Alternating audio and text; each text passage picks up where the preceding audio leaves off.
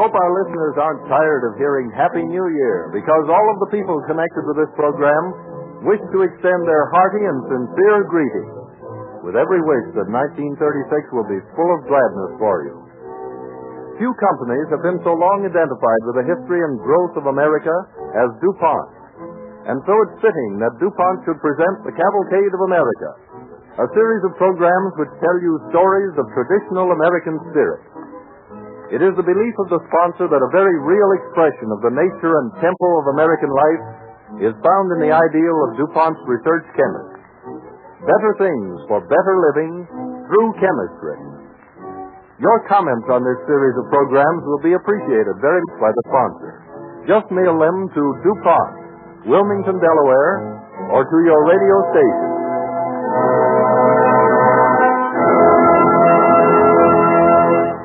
This evening's story concerns the Declaration of Independence. Our Cavalcade Orchestra sets the stage with Victor Herbert's American Fantasy, which makes use of historic American airs.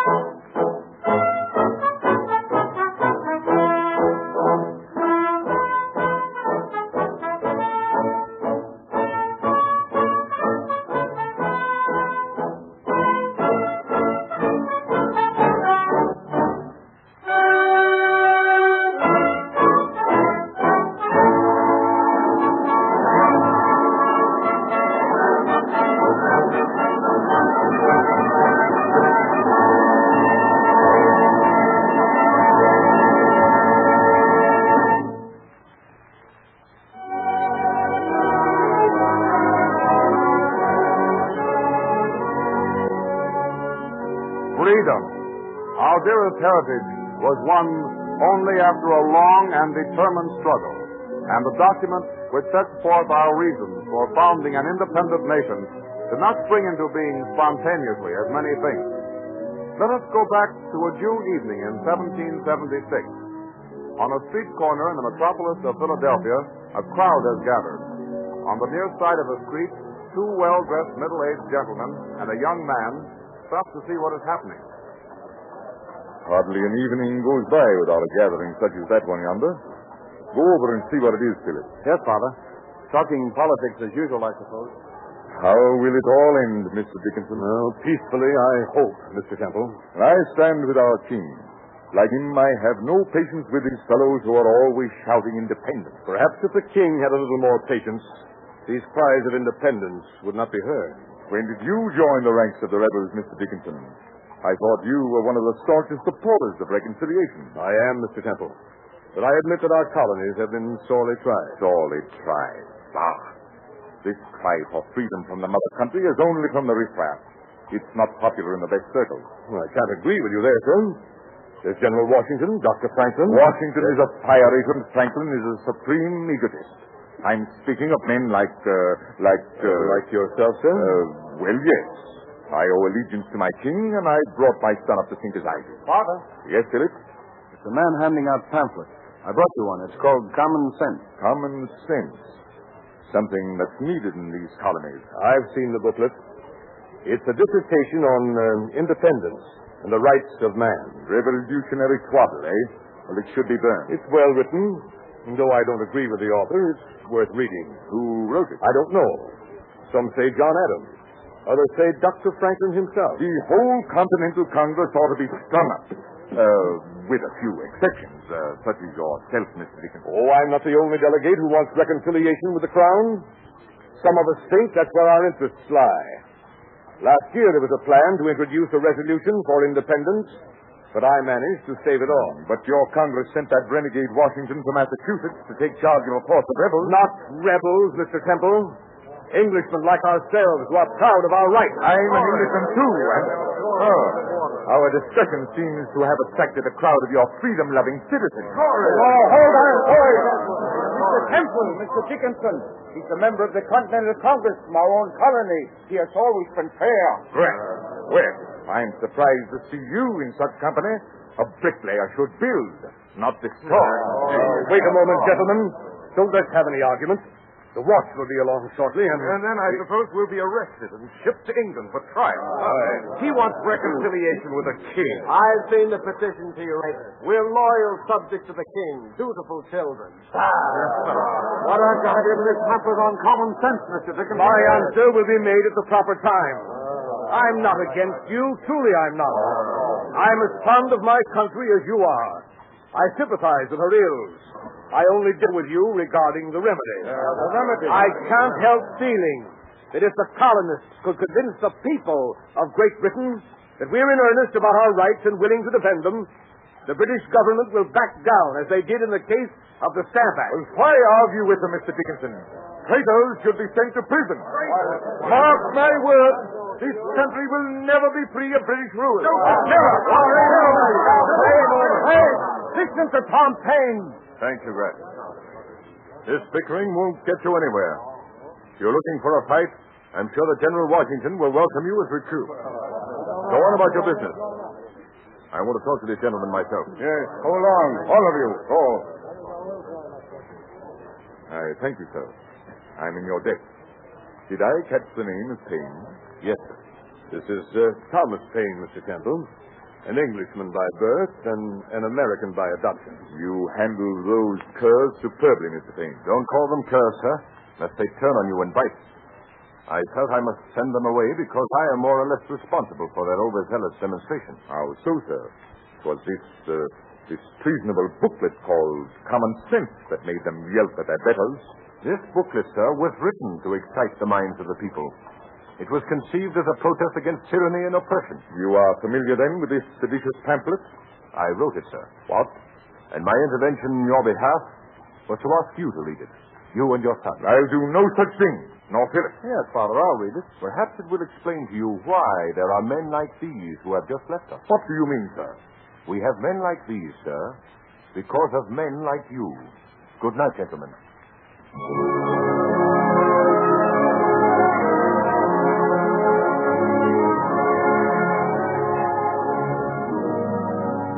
There were three schools of thought in the colonies: the Tories, or Loyalists, the Moderates, who sought reconciliation, and the Patriots, who desired separation. But all the Patriots were not as aggressive in their demands as the group that threatened Mr. Temple. We find representatives of two of these schools talking together as the Continental Congress assembles on the 7th day of June, 1776. John Dickinson, whom we have met, is speaking with John Adams, one of the delegates from Massachusetts. Good morning, Mr. Adams.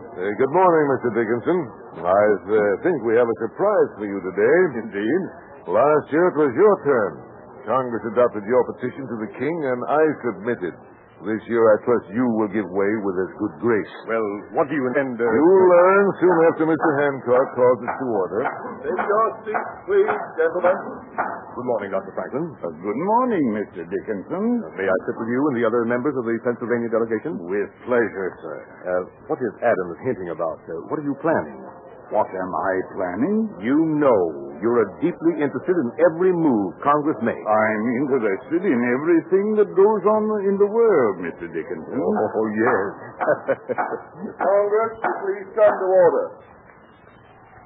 There is no objection. We will dispense with the roll call, the readings of the minutes. Proceed to new business. Do I hear any objection?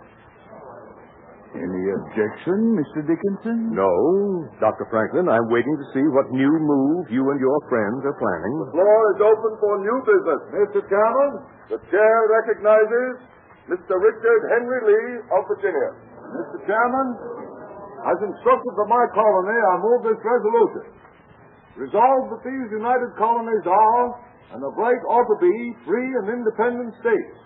That they are absolved from all allegiance to the British Crown, and that all political connections between them and the state of Great Britain is, and ought to be, totally dissolved. Gentlemen, please. Do I hear a second? I second the resolution. The resolution is seconded by Mr. John Adams of Massachusetts. Discussion. Mr. Chairman. Mr. Dickinson. This is far too important a matter to pass without proper discussion and serious consideration. I move you, sir, that Congress resolve itself into a committee of the whole to consider this resolution. I second the motion. Mr. Dickinson's motion is seconded by Dr. Franklin. You, Dr. Franklin? I thought we disagreed. We do, John. But the more obstacles you put in our way, the surer we are of reaching our goal. It's one of the best traits our English heritage has given us. Question. I'll put the question. All in favor of Mr. Dickinson's resolution? Aye.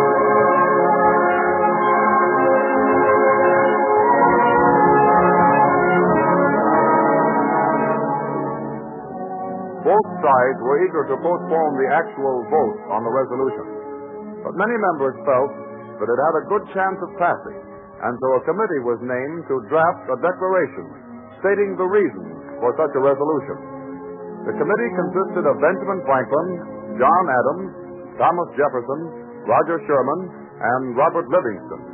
Jefferson, considered by many to be the best writer in the colonies, was chosen to make the original draft. Let us visit the Grass house on Market Street, Philadelphia, late in June. Grass is talking with his wife. But Mr. Jefferson hasn't come down to his supper. I think I should call him. No, don't disturb him. Mr. Adams and Dr. Franklin are with him. There are serious matters being discussed upstairs. Well, maybe Dr. Franklin and Mr. Adams would like some supper, too. Must you always be thinking of food? Important plans are being made for the welfare of our country. Tom Jefferson says that some delegates have been instructed to introduce another resolution for independence secession. Oh, you're always talking politics and worrying about the country instead of attending to your business.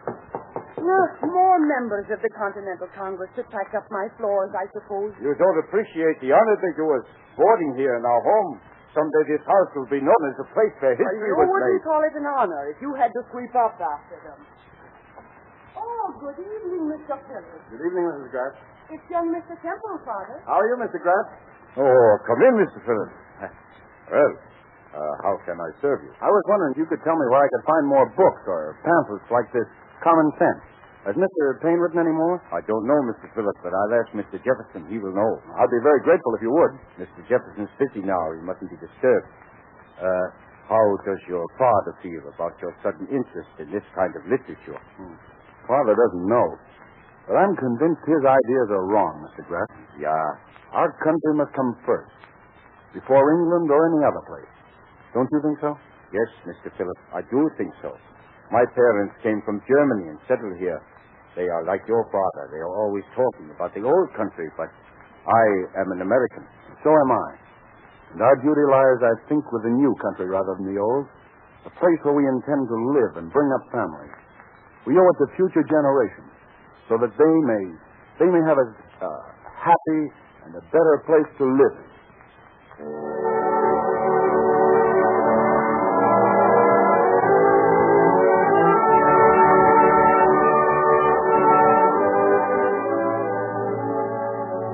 Meanwhile, in Jefferson's room, he and his colleagues, John Adams and Benjamin Franklin, are formulating the document that was to help make the country a happy and a better place. Well, Dr. Franklin, now that you've read the draft, what do you think? As a whole, Mr. Jefferson, I'm delighted with it. But I hope you won't be offended if a much older man makes a few slight suggestions. Certainly not, Dr. Franklin. For instance, you say, when in the course of human events it becomes necessary for a people. Now, wouldn't one people be more significant? Yes, one people, that's right. And you say, we hold these truths to be sacred and undeniable. Now, I would prefer we hold these truths to be self-evident. Self-evident is stronger. Above all, we must be careful not to alienate any of our colonies at this time. Unless this declaration of our reasons for freedom is passed unanimously by the Continental Congress, it will utterly fail in its purpose. You're right about that, Dr. Franklin. It must be the unanimous will of the United Colonies. Now, I've called the colonies the United States of America. Do you like that term, Dr. Franklin? Yes, Mr. Jefferson, I do. The United States of America. May they ever stand so.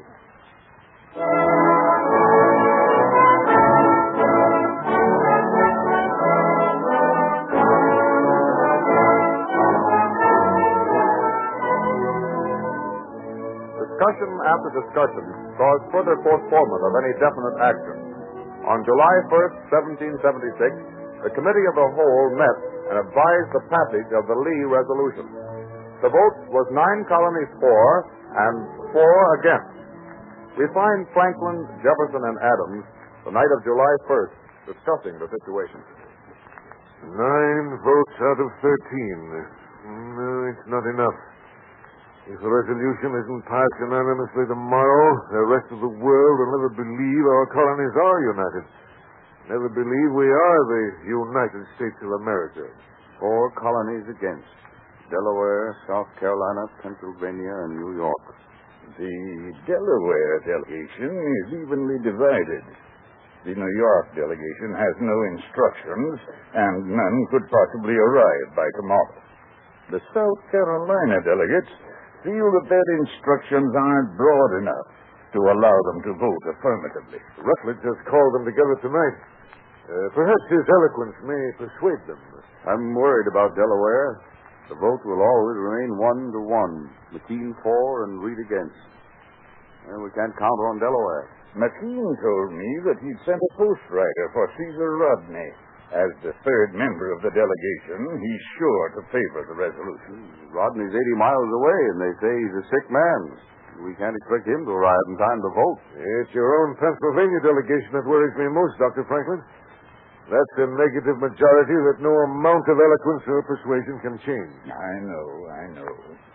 Dickinson and Morris are sincere. So are Willing and Humphrey. 4-3 against. Come in. Good evening, gentlemen. Good evening, Mr. Dickinson. I trust I'm not interrupting. Why, not at all. Come in, Dickinson. We were just discussing you. Not too harshly, I trust. Gentlemen, I was much impressed with the vote today. So much so that you wish to change yours, I hope. No, Doctor. I still believe in reconciliation. But I love my country too well to hold out against wishes of majority. I know that independence must pass, and I realize the necessity for an undivided front. My conscience won't permit my voting for the resolution, but I can stay away from the Congress. That would make a tie in the Pennsylvania delegation, Mr. Dickinson. I'm on my way to talk to Morris. If he also remained away tomorrow, you would have a majority in the Pennsylvania delegation. Mr. Dickinson, you and I have long been opponents. Now I want to express my appreciation and gratitude, sir. Of course, I can't promise for Morris. Tomorrow will tell the tale. We must wait for tomorrow.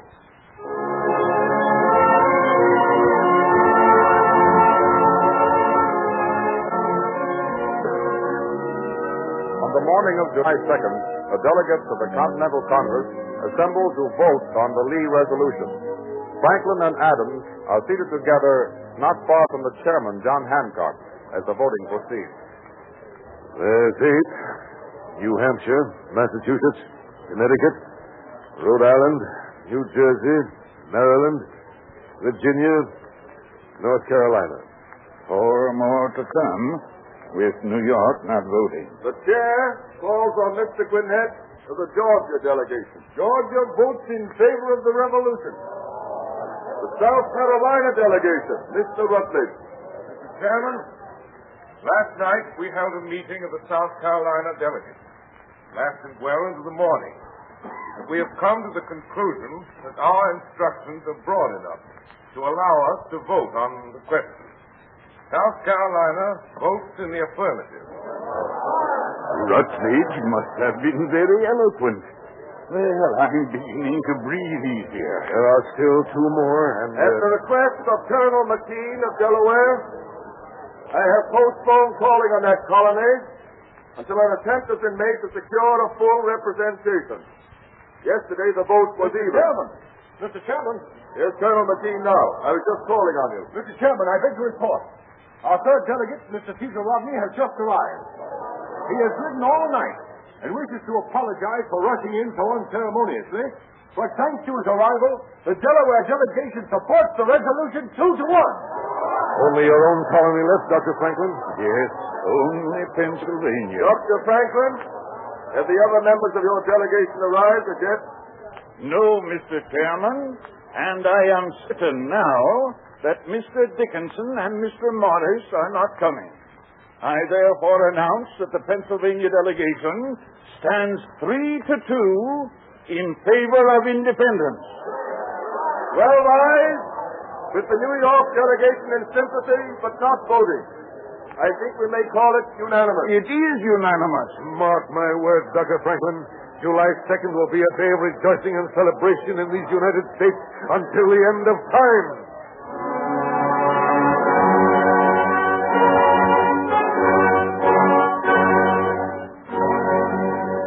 For July 2nd, the day the resolution was passed, is not the day we celebrate.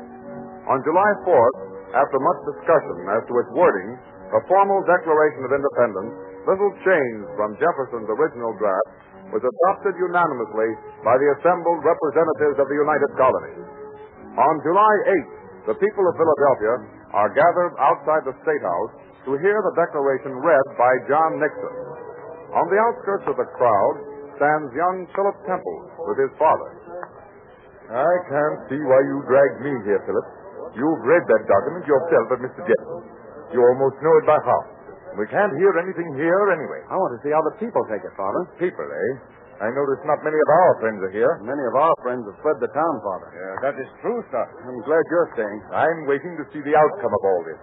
Anyone can put words on paper, but will they live up to their words? Will they sign this declaration? Indeed they will, Mr. Temple. I'm sure of that. We'll see, Graff. This is a great occasion, isn't it, Mr. Graff? A day to remember that. I'm glad to see you taking an interest, Mr. Temple. I feared perhaps you'd left town with your friends. Father's staying in Philadelphia, but I'm leaving town, Mr. Gratz. You, Philip? Tomorrow I start for Boston to join General Washington. Oh, good lad.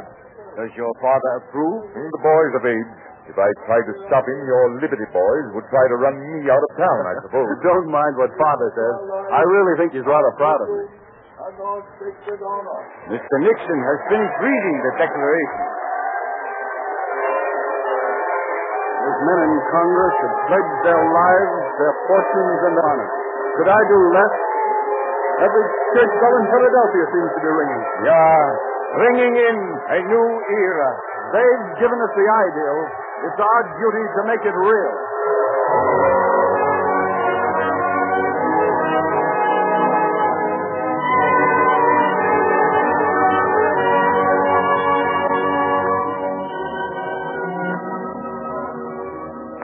On August 2nd, the delegates assembled. 56 signatures were affixed to the document, each man pledging his life, his fortune, and his sacred honor to uphold the principles of freedom and equality so that we and future generations should have life, liberty, and the chance for happiness. There are no braver names than these in the Cavalcade of America. The American spirit of independence is well exercised by the American housewife as she does her daily shopping. A good example of Mrs. Housewife's firm intention to get the things she buys in first-class condition, fresh, clean, and sanitary, and to see exactly what she's buying, is shown by the revolutionary improvements in packaging during recent years, particularly transparent wrapping. The story of transparent wrapping, or cellulose film, which is another name for it, is a mighty interesting story of chemistry. First manufactured in 1898 in England to wrap the famous Pears soap, and improved in 1908 by a French chemist, this material is now made in the United States. DuPont makes and sells it under the trademark cellophane. Maybe you have seen, or you will see, the recent spectacular moving picture, A Midsummer Night's Dream, in which 700,000 yards of cellophane were used to create the beautiful illusion of fairyland. Or you may have seen pianos and automobiles wrapped in cellophane. But these are the novel and unusual uses. The importance of cellophane to you is the way it protects your health by guarding things from dirt and germs, and also the way it keeps foods fresh and delicious. How can man produce a substance as shimmery as a moonbeam and as elusive as thin air out of the towering spruce trees? Because that's exactly where cellophane cellulose film comes from. Chips of spruce wood go through various chemical processes to end up as a thick liquid. Then an amazing transformation takes place in one step. As the liquid cellulose is forced through a long, narrow slot, it flows evenly into an acid bath. And the instant it touches the acid, it coagulates and becomes solid. Then it's purified and bleached until it's as clear as crystal and made flexible for easy and secure wrapping. DuPont chemists made many improvements in the original discovery. They found how to make this transparent wrapping moisture-proof to protect the freshness of foods and tobacco.